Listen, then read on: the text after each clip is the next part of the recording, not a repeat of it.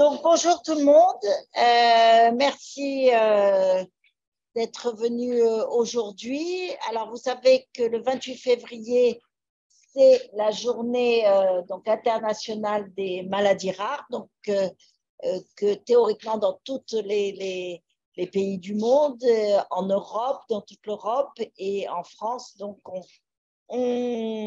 cette journée est vraiment consacrée à ces maladies et surtout aux malades porteurs de ces maladies rares.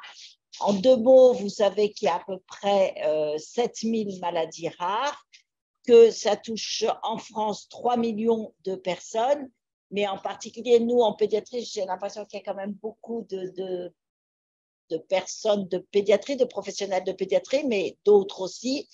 Et lorsqu'on dit 3 millions de personnes de malades, ça veut dire en gros 10 millions de personnes touchées, puisque un enfant, il n'est pas tout seul, il y a sa famille, il y a sa fratrie et donc tous ceux qui vont être concernés. Donc finalement, on parle de maladies rares, mais les maladies sont rares, mais les malades sont fréquents. Et quelle que soit votre pratique professionnelle, on sera confronté toujours à un moment donné de prendre en charge, de prendre en soin un malade porteur d'une maladie rare et peut-être encore plus au CHU, puisque là, c'est vraiment notre rôle de recours. Et vous savez qu'à la PHM aussi, on a une activité particulièrement développée dans ce sens, avec, donc actuellement, on est, là je me retourne parce que les chiffres et moi, ça fait toujours deux, donc je pense 20 centres de référence maladies rares et centres, ce qu'on appelle de ressources et de compétences, et 73 centres de référence, mais tout ça étant la labellisation de 2017 et nous sommes tous en attente de la labellisation de 2023 qui doit être, dont les résultats devraient être connus d'ici le mois de juin. Donc, très probablement, il y aura plus de centres de référence et de centres de compétences, mais on vous en reparlera à ce moment-là. Alors, au niveau de la plateforme d'expertise maladies rares, pour mettre en avant un peu en exergue tout ce programme autour de ces maladies, on a décidé de parler du dépistage néonatal. Pourquoi parler du dépistage néonatal? Parce que cette aventure, en fait, cette année, enfin l'an dernier, en fin 2022, on a fêté un événement important qui est les 50 ans de ce dépistage néonatal. Alors, l'histoire de ce dépistage, en fait, elle remonte à pratiquement un siècle, puisque, et grâce à des grands médecins, des biochimistes précurseurs, puisque déjà en 1934, hein, c'était, sûr, il y en a très peu, aucun n'était né à ce moment-là, je fais un tour rapide de la salle, et déjà Froehling avait décrit, alors ce qu'on appelait à l'époque oligophrénie, on dirait actuellement déficience intellectuelle ou handicap mental, mais c'était le terme qui était consacré, ce qui disait qu'il y avait donc moins, entre guillemets, moins d'esprit, donc une déficience intellectuelle liée à un acide aminé qui s'accumulait, qui était la phénylcétonurie, déjà. Donc ensuite, un autre médecin s'est rendu compte que si on arrivait à donner un régime sans cet acide aminé, ce qui veut dire à l'époque c'était sans protéines, donc on n'apportait pas cet acide aminé, ben, les gens allaient mieux, des enfants qui convulsaient, qui étaient très hypotoniques, qui avaient des anomalies de développement, on les améliorait.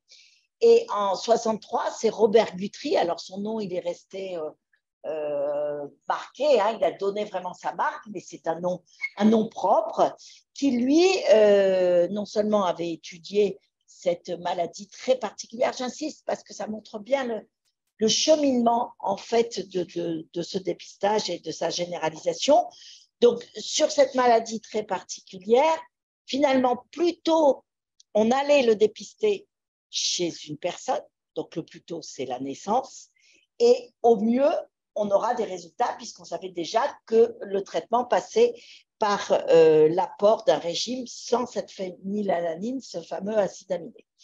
Et pour ça, il fallait comment faire dans une population donnée où il y a 100, 200, 300 000 naissances, 400 000, 1 million, 2 millions, tout dépend du pays, comment faire pour dépister dès la naissance.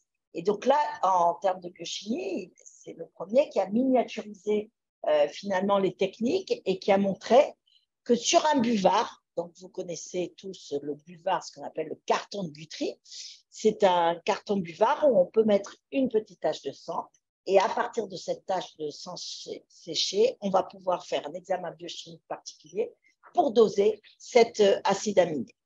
Et donc, c'était la première fois que c'était mis en place. Bon, donc, il a publié il a montré des enfants avant régime et après régime et montré l'efficacité d'autant plus importante qu'on le faisait dès la naissance et qu'à l'âge de 6 mois ou d'1 an, quand il y avait déjà des signes cliniques, à la naissance, l'enfant n'a pas de signes cliniques et dès qu'il y a des signes cliniques, c'est malheureusement trop tard puisque les signes cliniques vont tout à fait correspondre à l'intoxication et donc aux lésions neurologiques qui sont dues à cette accumulation.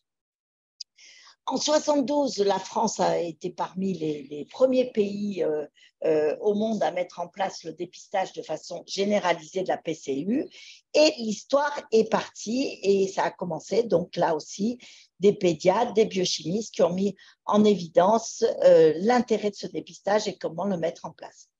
Alors initialement, donc ce dépistage a permis donc vraiment très très rapidement, on s'est rendu compte puisque c'est une maladie lorsqu'elle n'est pas traitée, et il y a beaucoup de pays qui nous entourent, en particulier les pays du bassin méditerranéen, donc où le dépistage n'est pas en place, et on voit des enfants avec une phénylcétonurie, dont dès l'âge de 6 mois, 1 an, des caractéristiques d'autisme et d'épilepsie, ce qu'on ne voit plus du tout actuellement.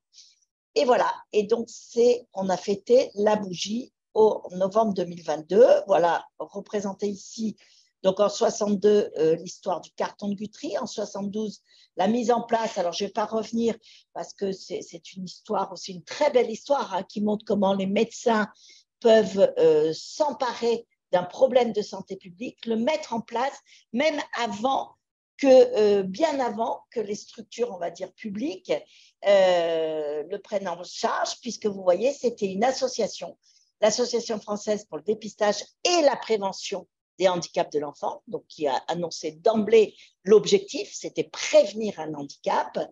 Donc en 72, mettre en place tout ce système avec des déclinaisons régionales. Ici, là, c'est appelé l'arrêt des MAG.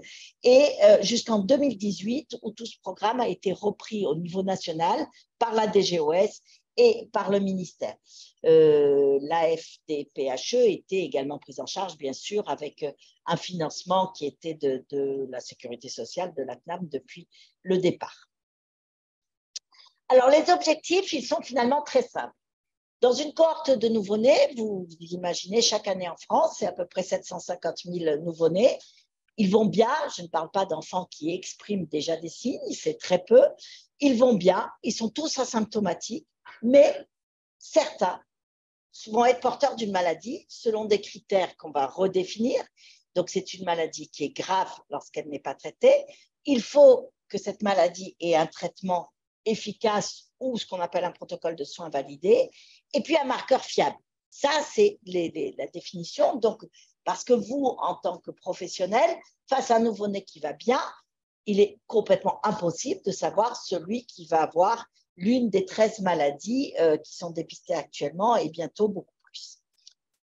Donc, pour cela, il y a eu des critères. Et là aussi, vous voyez que c'est des critères qui sont déjà anciens, mais qui montrent aussi que la réflexion était déjà excellente avec des critères qui restent de mise, même si on va voir, on peut un peu les modifier. Premièrement, problème important de santé publique, ce qui veut dire qu'on parle de maladies rares, mais qu'il faut qu'il y ait quand même une certaine incidence dans la population, on le reverra. Que l'histoire de la maladie doit être comprise. Ça, c'est vraiment les critères qui existent encore aujourd'hui. On verra à la fin que peut-être ils vont être un peu modifiés. Qu'il y ait un traitement qui soit démontré efficace, qu'il soit à un stade présymptomatique. On ne le fait pas chez un nouveau-né dans le coma parce qu'il a déjà des signes qui évoquent une maladie du métabolisme. C'est un bébé qui va bien, c'est réalisé par une méthode fiable, il faut que la population l'accepte et accompagné d'un protocole thérapeutique précis, et puis organiser le diagnostic et le traitement des malades et comporter un bon rapport coût-bénéfice, et puis être pérenne On ne peut pas dire, bah, tiens, en 2023, on va dépister ça, puis en 2024, celle-là, et en 2025, celle-là, puisque bien sûr, là, on va travailler sur le court, le moyen et le très long terme. L'objectif, c'est que ces enfants qui sont porteurs d'une maladie aillent le mieux possible et atteignent l'âge adulte de la meilleure façon possible. Donc, ce programme de dépistage, je vous l'ai dit, il a commencé en 72 et voilà. Donc, vous voyez quand même, en 50 ans, donc on est parti d'une maladie. Au fur et à mesure, certaines maladies, on va les revoir, ont été rajoutées. Toutes ces maladies, la discussion a été faite à partir des critères de Wilson et Jünger. Et vous voyez, donc arrivé jusqu'en 2023, où là, on est à 13 maladies dépistées.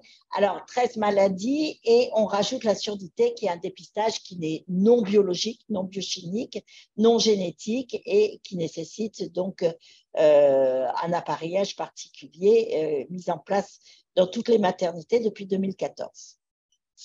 Voilà, et en même temps, donc les évolutions aussi technologiques, et ça aussi c'est important, donc des idées au départ médicales, de la reconnaissance des maladies, la description médicale, la description biochimique, et au fur et à mesure des avancées techniques, on va pouvoir proposer plus de maladies à dépister et on arrive actuellement, donc vous voyez que ça va, j'ai emprunté cette diapositive à David Chélan et vous le voyez que ça va arriver maintenant aux séquenceurs génétiques et qu'il y a toute une histoire qui est en train de se mettre en place et qui va se développer et qui ira jusqu'en 2030, voire après, puisque le principe du dépistage néonatal est complètement acquis.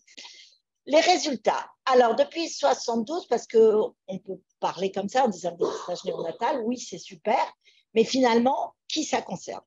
Vous voyez qu'il y a 37 millions d'enfants qui ont été dépistés depuis 50 ans, depuis 72. Ils ont eu un dépistage quand c'était que la phénylcétonurie.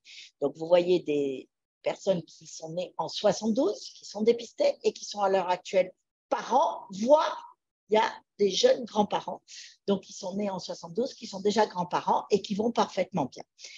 Donc, qui ont bénéficié de ce dépistage et puis pour les plus récents, donc ceux qui sont nés hier ou avant-hier, eux, ils ont un dépistage qui concerne 13 maladies. Il y a 47 000 sur ces 37 millions, 47 519 enfants malades qui ont été dépistés et traités et pour lesquels on a évité un pronostic vital mis en jeu, puisque certaines de ces maladies, on le verra, peuvent entraîner le décès très précocement ou un petit peu plus tard dans la vie, ou surtout être traité de façon tout à fait correcte et n'avoir aucun symptôme de la maladie, et c'est le cas de la phénylcétonurie. Ce qu'on peut dire de ce dépistage, c'est que cette mesure qui a été mise en place dès 72, qui était associative au départ, cette mesure, elle a montré que quand on voulait vraiment travailler en termes de santé publique, on pouvait être totalement exhaustif puisque l'exhaustivité est quasi totale. Il y a des refus de dépistage, on va en reparler, mais finalement, peut-être qu'on leur donne plus d'ampleur puisqu'on s'aperçoit que c'est très, très peu, c'est 0,05%, mais je vais vous en reparler. C'est fait très précocement, l'âge moyen, c'est 2 jours et 22 heures.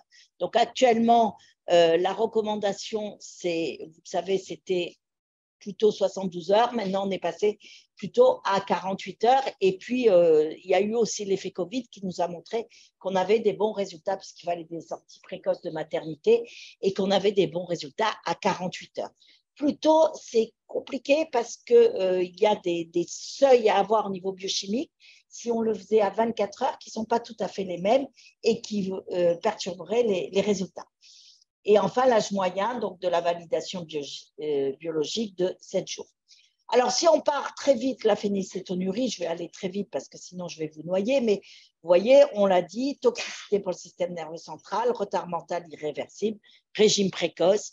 On dit avant 3 semaines de vie, il faut mettre en place ce régime pour éviter donc ce retard mental. Et puis, c'est aussi le progrès des dernières années.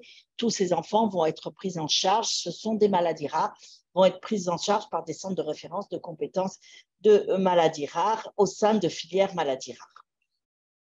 Donc, voilà, pour reprendre, les diapositives seront à votre disposition. Donc, on ne va pas reprendre tous les chiffres, mais vous voyez que quand même, là aussi, en termes de santé publique, c'est mieux qu'un registre, puisqu'on est capable de dire chaque année, de façon tout à fait exhaustive, le nombre d'enfants qui sont porteurs de ce type de maladie. Et de là, non seulement dire le nombre d'enfants, mais aussi quel va être le besoin de soins, quel va être le besoin de suivi, quel va être l'évolution de ces enfants et au fur et à mesure de leur vie, comment on va pouvoir organiser toute leur prise en charge. L'hypothyroïdie congénitale, l'une des maladies les plus fréquentes dépistées, là aussi, l'absence d'hormones thyroïdiennes va entraîner un retard mental irréversible, donc il faut dépister, traiter extrêmement tôt, et avec, là aussi, ça a été démontré depuis plusieurs années, avec donc un traitement qui est très simple, hein, c'est l'administration de gouttes d'hormones thyroïdiennes et qui va prévenir le retard mental, et une prise en charge aussi qui est organisée par une filière maladies rares. Vous voyez là aussi les chiffres tels qu'on les a aujourd'hui, et il y a plus de 10 000 patients qui ont été dépistés avec ce problème d'hypothyroïdie congénitale, et ce qui veut dire, si on prend cette diapo, 10 000 qui n'ont pas de déficience intellectuelle, avec ce que ça apporte comme bienfait, non seulement pour l'enfant, sa famille, mais également au niveau sociétal. L'hyperplasie congénitale des surrénales, donc avec un risque lorsque, dans les formes sévères de cette maladie, un risque de décès précoce dès les premiers jours de vie. Donc, l'intérêt de faire très rapidement ce dépistage et d'avoir les résultats aussi rapidement pour pouvoir prendre en charge ces enfants et essayer qu'ils aillent le mieux possible. Pour la drépanocytose, donc c'est une maladie et c'est devenu la maladie génétique la plus fréquente.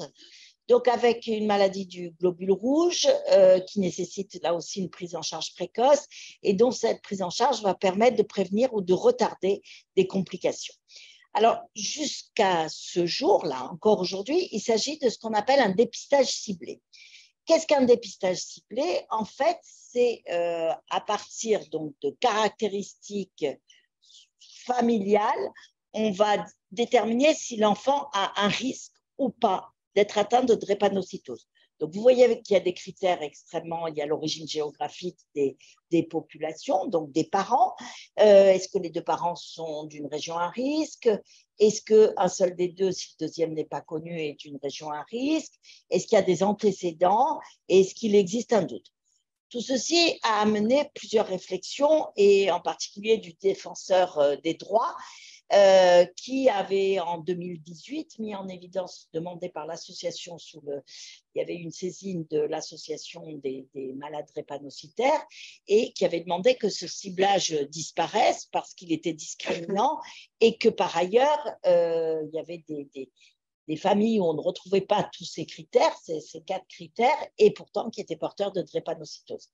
Donc, en novembre 2022, ça c'est l'une des nouveautés, c'est que la HAS, la Haute Autorité de Santé, recommande la généralisation du dépistage de la drépanocytose à la naissance, c'est-à-dire que les 720 000 enfants à peu près qui naissent par an seront tous dépistés à la recherche d'une drépanocytose. Pour autant, je dis bien, c'est une recommandation pour l'instant de la HAS, elle n'est pas encore mise en place, donc on continue à avoir des dépistages qui sont ciblés.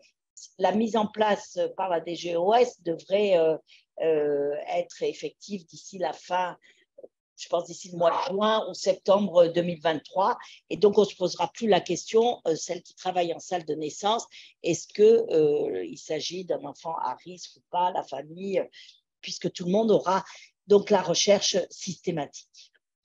La mucoviscidose, donc une maladie dont le dépistage a été plus récent, qui était en 2004, qui a fait beaucoup parler parce qu'il n'y a pas de traitement aussi spécifique, enfin il n'existait pas de traitement aussi spécifique que par exemple les hormones thyroïdiennes ou un régime sans protéines pour les acides aminés, mais pour autant il a été démontré dès les années 2000 qu'une prise en charge précoce permettait de prévenir ou de retarder un grand nombre de complications, et là aussi une prise en charge qui est organisée par la filière maladies rares. Alors, ce pari a été fait en 2004 de le rajouter, et en fait, et c'est vraiment une histoire qui est tout à fait éloquente de l'intérêt du dépistage, c'est-à-dire que maintenant, il y a eu de tels progrès aussi dans les prises en charge thérapeutiques que l'histoire des enfants dépistés n'est plus du tout la même, celle de 2004 et celle actuellement de 2023. Donc ça, c'est aussi très important, c'est qu'à un moment donné, il faut prendre une décision, se dire, on va dépister cette maladie, voilà ce qui existe, mais il est très dur de savoir ce qui va exister dans 5 ans, dans 10 ans, dans 15 ans. Mais on part du principe, il faut être aussi optimiste, qu'on va trouver des traitements et des traitements qui vont continuer à améliorer. Et la mucoviscidose est un excellent exemple pour cela. Voilà, et puis la petite dernière qui était jusqu'au 1er janvier 2023, le déficit en MCAD, donc c'est une maladie là aussi du métabolisme qui peut être responsable de ce qu'on appelle de mort subite inopinée du nourrisson ou de troubles graves avec coma, insuffisance hépatique et qui est dépisté donc depuis décembre 2020. Pardon. Donc voilà, les chiffres en 2021, ben, c'est quand même l'une des rares mesures qui permettent de dire avec exactitude le nombre d'enfants par année qui est porteur de maladie et quels sont les soins qui sont nécessaires. La surdité, j'en dirais juste un petit mot, dire que ça a été mis en place depuis 2014, généralisé sur l'ensemble du territoire, et tout un parcours là aussi de soins qui est identifié, qui est régional et qui va être aussi, j'allais dire, un petit peu reformaté parce qu'il y a certaines régions où ça fonctionne plus ou moins bien, certaines plus, d'autres un peu moins bien, pour essayer d'avoir l'équité la plus totale sur l'ensemble du territoire. Le refus parental. Alors, le dépistage, contrairement à ce qu'on pense, le dépistage, il est systématique, mais entre guillemets, il n'est pas obligatoire. Donc, il est systématique, c'est qu'il doit être systématiquement, et le professionnel de santé doit le proposer systématiquement. Mais in fine, c'est les parents qui donnent leur autorisation. Vous voyez que donc en 2021, c'est les derniers chiffres qu'on a, il y a eu 6 000 naissances et qu'il y a eu 378 refus. En 2011, on avait 793 naissances et il y avait 99 refus. Donc, il y a un peu plus de refus qu'il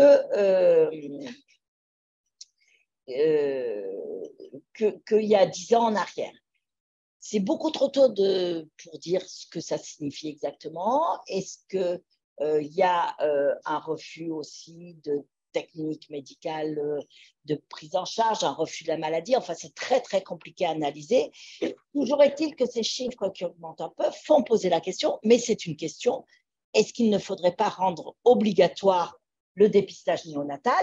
Parce que je vous assure que nous, quand on voit arriver, par exemple, une phénylcétonurie, un enfant de 6 mois qui arrive d'un pays où il n'y a pas de dépistage, qui est autiste, épileptique, déficient intellectuel et hypotonique, on va presque oublier de chercher ce diagnostic puisqu'on sait que ces enfants ne sont plus comme ça puisqu'ils sont dépistés à la naissance et traités.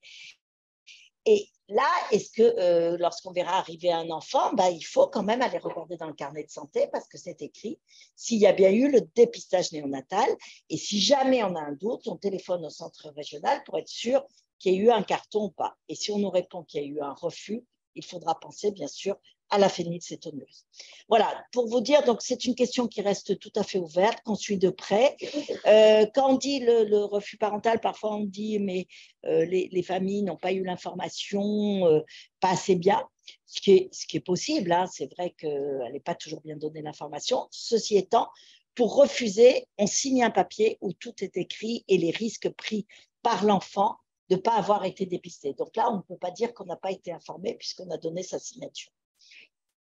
Voilà, le fonctionnement maintenant au niveau national, bon, avec le centre de coordination, la DGS, et puis le centre régional de dépistage, donc, qui est sur Marseille, pour toute la région PACA, la région Corse, et puis Wallis et Futuna et la Nouvelle-Calédonie. Voilà comment ça se passe, donc à la maternité ou au domicile. pour les accouchements à domicile et qui restent à domicile, parce que ceux qui se passent à domicile mais transférés dans la maternité, ça partira puisque c'est à 48 heures de vie de la maternité. Ça arrive au niveau des secrétariats et il faut voir le travail donc, des secrétaires qui tous les jours reçoivent entre 200 et 300 cartons, même plus, 300, voilà, 300, 400, 500 cartons, ça dépend des jours. Je crois que c'est le mardi le jour le plus important. Et de là, donc, les biochimistes et les techniciennes qui vont recevoir donc les cartons, les analyser donc au niveau du laboratoire, donc avec soit un résultat qui est normal et on s'arrête là. Et ça, c'est extrêmement important. C'est la plupart, bien sûr, des résultats. Et on ne communique pas, et c'est encore une question, on ne communique pas la normalité du résultat. On ne le renvoie pas aux parents.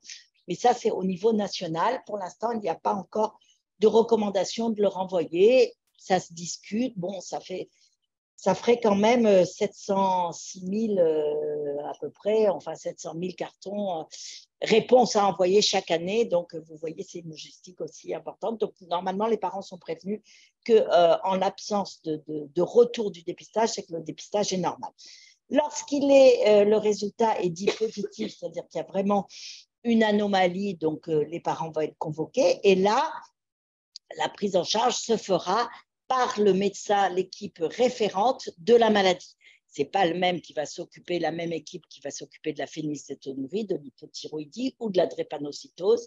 Et ça, c'est aussi le rôle du CRDN, c'est de travailler avec des équipes compétentes pour chaque maladie. Donc, on l'a vu, qui sont au sein des centres de référence. Et puis, quelquefois, c'est suspect ou le prélèvement est insuffisant. Donc, on redemande un carton et puis de là, on peut retourner sur un résultat positif ou au contraire un résultat normal. Puis, quelquefois, il y a des familles aussi, c'est compliqué à retrouver avec des perdus de vue. Voilà, donc ici, celles qui ont travaillé en maternité, on pique au talon ou sur la main. Le carton avec les tâches qui doivent être correctement remplies. Le carton doit être bien rempli aussi par le professionnel qui a mis les tâches dessus, pour qu'on puisse retrouver l'enfant. Voilà ce qu'il faut répondre. Et puis après, les tâches donc, qui arrivent, les cartons qui sont triés, numérotés, qui rentrent dans un logiciel qui est le même sur toute la France aussi et qui pourra permettre aussi de retrouver les enfants qui ont été prélevés et quels sont leurs résultats et après analyse. Voilà, là je passe, bon, ça c'est les résultats donc sur la région. Et puis, on fait exactement la même chose sur l'audition, puisque sur le carton, excusez-moi, je ne vous ai pas montré, mais il y a aussi toute une partie qui est la vérification de l'audition. Et tout est prévu sur le même carton pour qu'il n'y ait pas une perte de carton. Si on mettait 2 cartons par enfant, là, c'est là où on risque d'avoir quand même des problèmes. Voilà. Alors, les enjeux pour 2022-2023, la première chose, c'est mettre en place 7 nouvelles maladies. Au 1er janvier 2023, donc la HAS avait rendu en 2020 un avis tout à fait favorable pour l'étendre à un certain nombre de maladies. Des maladies qui vont toucher plutôt le métabolisme, je vais aller très vite, énergétique. Et puis, des maladies aussi qui concernent les anomalies de ce qu'on appelle des intoxications aux protéines. On a vu la phénylcétonurie, mais il y en a d'autres, tyrosine, leucinose, acidémie isovalérique. Ici, une autre maladie un peu particulière, l'acidurie glutarique, pour dire que c'est une maladie qui donne, lorsqu'elle n'est pas traitée et diagnostiquée au moment des grands accidents, il y a très souvent un polyhandicap extrêmement sévère. Et on sait très bien que les endroits, les pays, et pour nous le plus proche, c'est la Belgique qui dépiste depuis de très nombreuses années cette maladie. Il n'y a plus un enfant polyhandicapé porteur de cette maladie. Voilà, et enfin l'homocystinurie, là également avec une avancée spectaculaire, une diminution des accidents vasculaires, une amélioration du quotient intellectuel et au niveau de cristallin, c'est un petit peu variable puisqu'il y a un risque de luxation du cristallin, des réponses un peu variables. Alors en augmentant, en passant en augmentant de ces 7 nouvelles maladies, de 6 à 13 maladies, en fait, on a rejoint quand même un petit peu le top 10 des pays européens, puisqu'on était jusqu'à présent à la 30e place. Je vous rappelle qu'on était dans les premiers et qu'on est maintenant à la 14e place. Donc, on a encore des efforts. Pour autant, faut-il tout dépister? Est-ce que tout est dépistable? Et ça, c'est la question pour demain. Alors, pour demain, d'autres maladies héréditaires du métabolisme très prochainement qui devraient être mises en place en 2024. Donc, toute maladie là aussi rare, des maladies qu'on connaît et qui permettraient d'éviter de prendre en charge très tôt les enfants et d'éviter donc des évolutions très défavorables en période néonatale ou en période du tout petit enfant. Ces prochaines maladies qui vont être dépistées vont pouvoir l'être parce que c'est toujours la même technique de spectroscopie de masse, donc qui est déjà introduite depuis le déficit en MCAD et qui va permettre, donc qui a permis d'intégrer ces 7 nouvelles maladies depuis le 1er janvier 2023 et les prochaines toujours par la même technique. Mais arrive une autre technique que nos amis généticiens, biologistes moléculaires, ont mis en place ces dernières années, dont on dispose tous, et nous, on l'utilise beaucoup plus en termes de diagnostic. Quand un patient présente des signes cliniques, on va interpeller nos collègues généticiens en demandant ce qu'on appelle une étude en biologie moléculaire. Je passe les détails, est-ce que c'est un panel de gènes, est-ce que c'est une technique PCR ou est-ce que c'est un exome, voire un génome, peu importe. Mais les outils actuels et les progrès faits ces dernières années nous permettent d'aller plus loin finalement dans nos réflexions. Et donc, on n'a plus c'est des maladies où on n'aura plus de biomarqueurs biochimiques tels qu'on les a décrits, mais des anomalies donc plus génétiques, de mutations à rechercher. Alors, il y a deux projets qui sont en cours et qui vont être mis en place, on espère, 2023, début 2024. C'est celui du déficit immunitaire combiné sévère avec une prise en charge. Donc, ce sont des enfants, vous savez ce qu'on appelle les bébés bulles, donc qui ont des troubles graves de l'immunité et pour qui on pourra proposer avant même qu'ils aient des signes cliniques, donc des greffes de cellules souches hématopoïétiques. Et l'équipe d'Hervé Chambost et de Vincent Barlogis sont tout à fait prêts à prendre en charge ces enfants dès que ça sera mis en place. Et puis, le deuxième grand groupe, c'est une maladie neuromusculaire où jusqu'à présent, on disait qu'on connaît très bien l'histoire naturelle, donc des enfants qui naissaient avec très peu de signes et puis très rapidement, dès l'âge de 1 mois, 2 mois, une grande hypotonie, une détresse respiratoire et très souvent un décès avant l'âge de 2 ans pour les formes les plus sévères et puis un handicap moteur pour les formes un peu moins sévères. Et ce qui a fait, il y a 2 choses qui ont permis de réfléchir un peu différemment. Premièrement, une modification de la loi, parce que jusqu'à présent, on ne pouvait utiliser en population générale, donc sur les 700 000 enfants qui naissent par an, des techniques de recherche de caractéristiques génétiques de façon donc pré-symptomatique, puisque c'est des bébés qui vont très bien, qui n'ont pas de signes cliniques, donc il est impossible de savoir s'ils ont une amyotrophie spinale ou pas. Pourtant, on va leur chercher ça en utilisant donc ces examens à recherche de caractéristiques génétiques. Et le projet de loi date de 2020, il a été approuvé donc en 2021 dans la loi relative à la bioéthique. De la même façon qu'on peut faire un dépistage néonatal en recherchant des biomarqueurs biochimiques, on va pouvoir utiliser aussi la recherche de caractéristiques génétiques de l'individu. Donc, le premier obstacle juridique est franchi. Deuxièmement, si vous rappelez les critères, on avait dit pour dépister, il faut qu'il y ait un traitement qui soit efficace. Et là, on rentre dans les thérapies innovantes.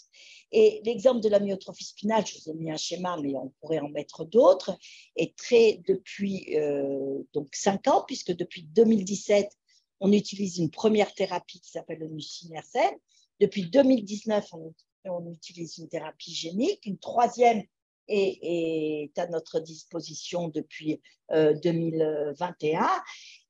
Donc, il y a de telles avancées aussi, telles innovations au niveau thérapeutique qu'on va modifier finalement nos critères et commencer à voir si on ne peut pas faire ce dépistage. Alors, la place des thérapies innovantes, quand on va parler du dépistage néonatal, on est obligé aussi de parler de ces thérapies innovantes. Et ce qu'il y a de sûr, c'est que c'est vraiment une révolution dans nos prises en charge, mais pour lesquelles, comme souvent dans les révolutions, il y a encore beaucoup d'incertitudes. La première incertitude, ce qu'on sait, c'est qu'on connaît très bien toutes ces maladies, on connaît l'histoire naturelle, c'est-à-dire sans traitement spécifique.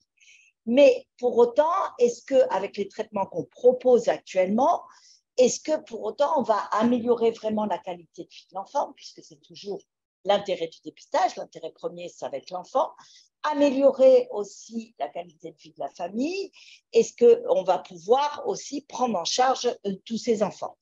Donc il y a quand même des incertitudes sur le long terme, mais si on fait le parallèle avec déjà la phénylcétonurie en 72, le pari, si on avait dit à M. Guthrie en 72 qu'il y aurait des grands-mères phénylcétonuriques, je crois qu'il aurait dit qu'en 2023, il y aurait des gens parfaitement insérés. Ce pari-là, il était loin d'être sûr de le gagner d'emblée. La mucoviscidose qui est en train d'être totalement transformée aussi par les prises en charge actuellement. En 2004, quand un peu les pionniers du dépistage ont insisté pour que ce dépistage soit inscrit dans le dépistage de cette maladie, c'était un peu un pari. Donc là, avec la génétique, on rentre dans une nouvelle ère. Pour autant, il faut continuer bien sûr à réfléchir et savoir ce qu'on va dépister comme maladie et qu'est-ce qu'on va pouvoir faire. Alors, on l'a dit, les incertitudes sur le long terme. Le deuxième point, quand même, et il y a eu beaucoup d'articles au niveau réflexion éthique, c'est qu'il ne faut pas se leurrer, les thérapies innovantes, il y a quand même des grands réseaux derrière, il y a des associations et il y a beaucoup de lobbying, et en particulier des industriels. Vous avez tous entendu parler quand même du prix de certaines thérapies. Bon, pour la myotrophie spinale, la thérapie génique, c'est 2 millions d'euros par enfant. Voilà, donc tout ça, il faut être aussi dans ces coûts très élevés, il faut être dans une société qui peut aussi assumer. Alors en France, on râle en général beaucoup en disant qu'il n'y a pas d'argent, mais ce que je peux vous dire, c'est que quand il y a un enfant à traiter, on peut le traiter.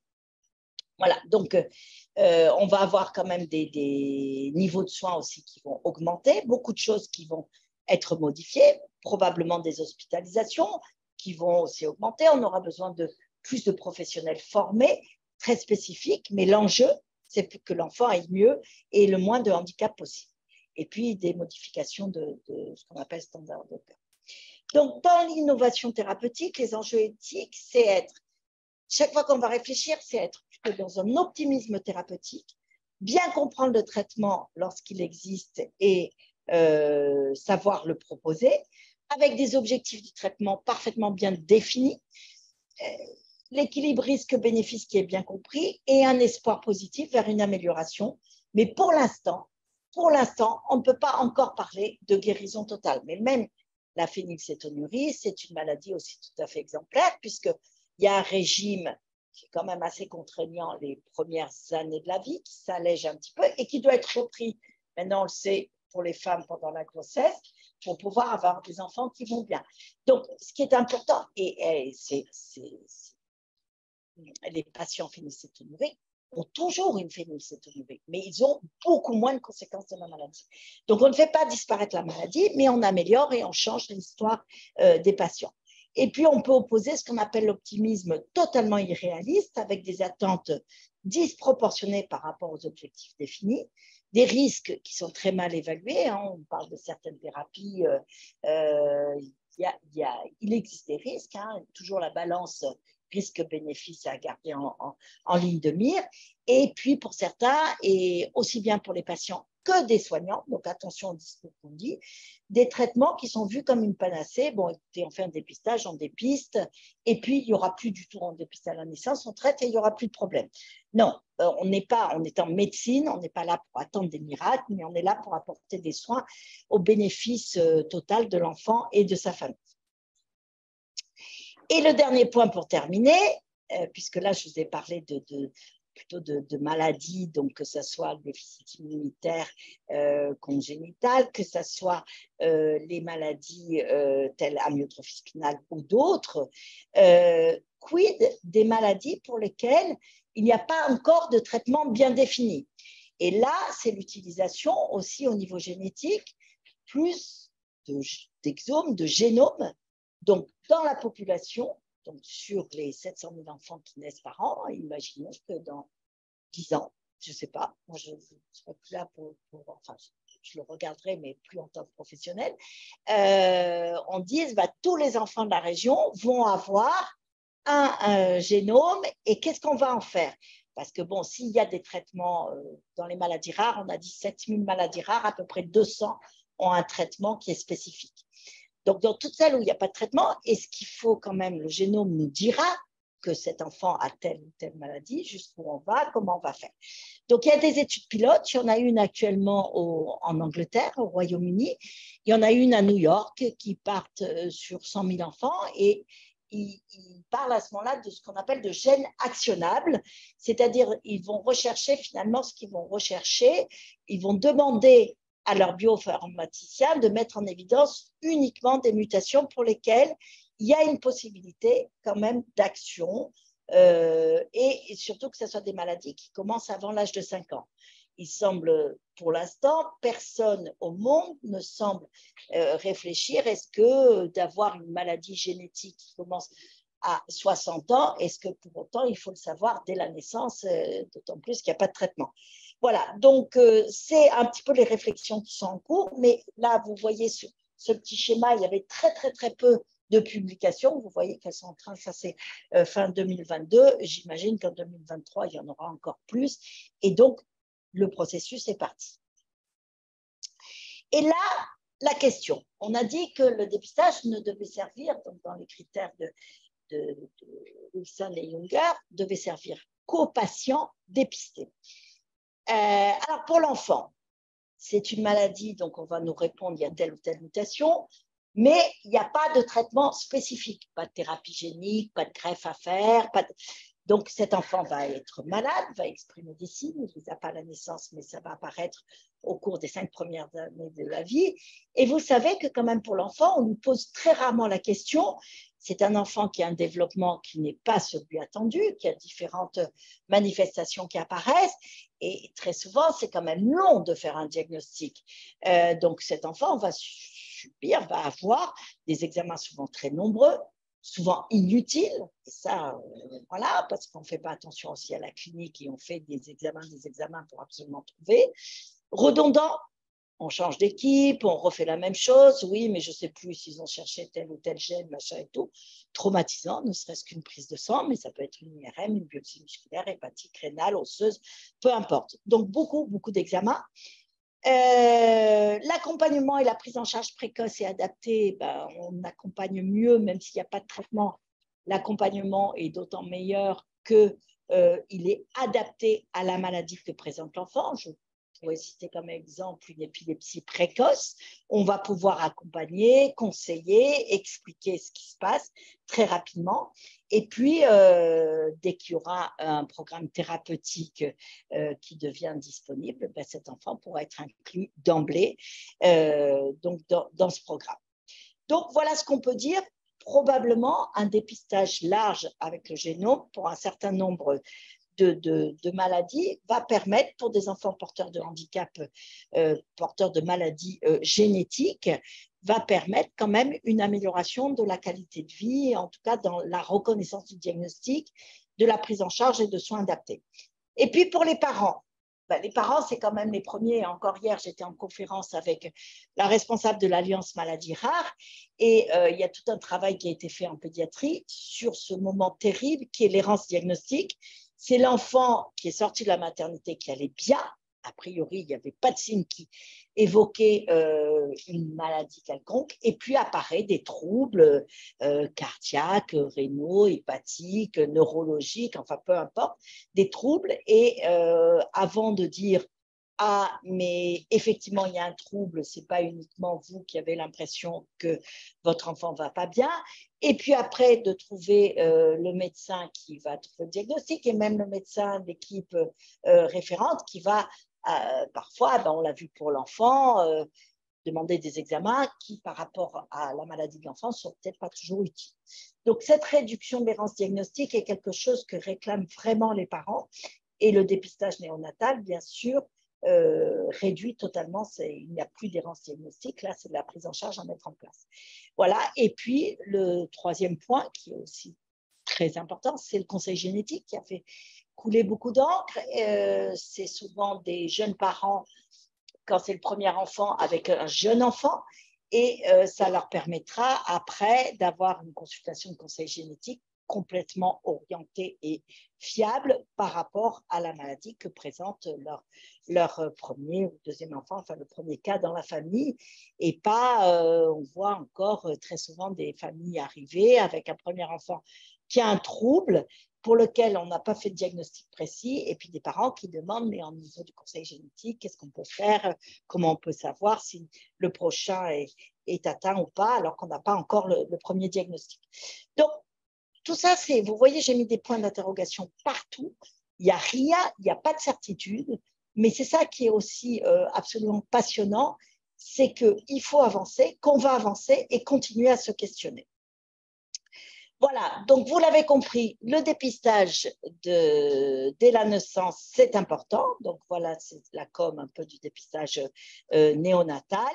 Et tous ceux qui veulent aller un peu plus loin, eh ben, vous mettez sur le site du Centre national de dépistage néonatal, vous l'avez sur Twitter, LinkedIn et compagnie, enfin tous les réseaux. Et je crois Instagram aussi, il y a tout le machin, Facebook, et vous aurez donc tous les renseignements sur ce dépistage et les avancées. Mais je vous dis déjà en 2024, on peut prédire, il y aura bien sûr, en 2023, il va y avoir la généralisation du dépistage de la drépanocytose, et 2024, très probablement, amyotrophie spinale, déficit immunitaire, fin 2023, je ne sais pas, c'est Hervé, fin 2023, début 2024. Et en fait, ça risque d'être ensemble. Et puis, 2024-2025, les autres maladies héréditaires du métabolisme qui se feront, donc 5 ou 6 autres qui seront par le diagnostic, la technique de spectre de masse. Voilà un petit peu tout ce que je voulais vous dire pour ce dépistage. C'est une aventure fabuleuse qui a commencé il y a 50 ans et qui est loin de s'arrêter et qui va certainement aussi échanger complètement ce qu'il faut bien voir. Je vous ai pris l'exemple de la phénylcétonurie, mais il y en a beaucoup d'autres et ça va changer aussi notre façon de voir et de réfléchir face à un enfant qui a un trouble entre les maladies qui ont été dépistées et on sait qu'il ne les a pas, et puis ce qui reste à chercher, et puis surtout les traitements qui arrivent et être restés tout à fait, et ça c'est le rôle des centres de référence maladies rares, des filières de soins maladies rares, c'est connaître les essais thérapeutiques, où on en est, qu'est-ce qu'on va pouvoir proposer, et bien répondre à tout ça. Voilà, merci beaucoup pour votre attention.